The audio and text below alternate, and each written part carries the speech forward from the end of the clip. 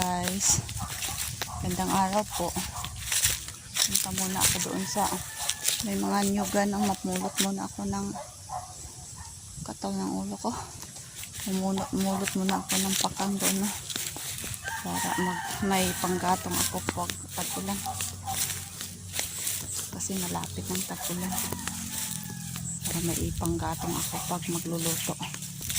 Mahirap kasi pag wala tayong kahoy na igagatong pag tag-ulan, tayo makapagluto. Dito ako kuha. Ito,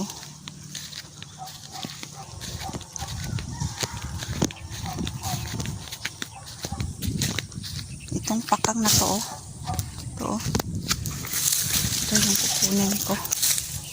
Tsaka to,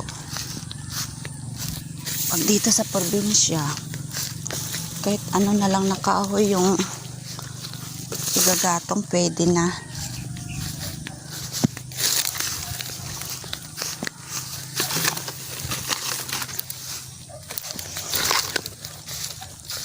Para may panggatong ako pag tag-ulan. Ganito sa probinsya, mag-iipon ng kahoy para pagdating ng tag-ulan may gagatong pa rin tayo. Ang dami dito, wala namang kumukuha dito.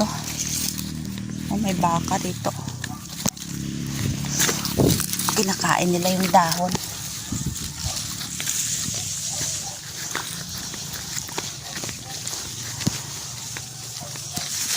Wala naman kasi yung namumulot dito ng kahoy.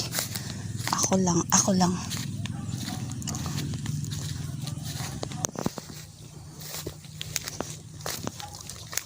Pag wala akong kahoy, pupunta ako dito para kumuha. Marami namang nalalaglag na kahoy dito.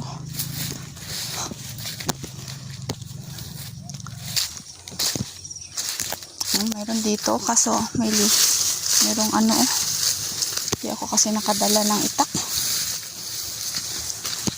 Sabi ko mamulot lang ako. Tama na to, wala naman akong kasamang magbuhat. Pabalik na lang ako ulit, kukuha. Yan yung kahoy ko. Magsilong muna tayo, ang init. Yan yung baka, oh.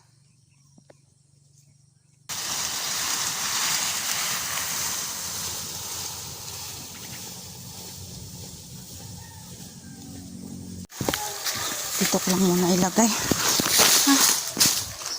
Diyan lang muna. Maya ko na yan putol-putulin.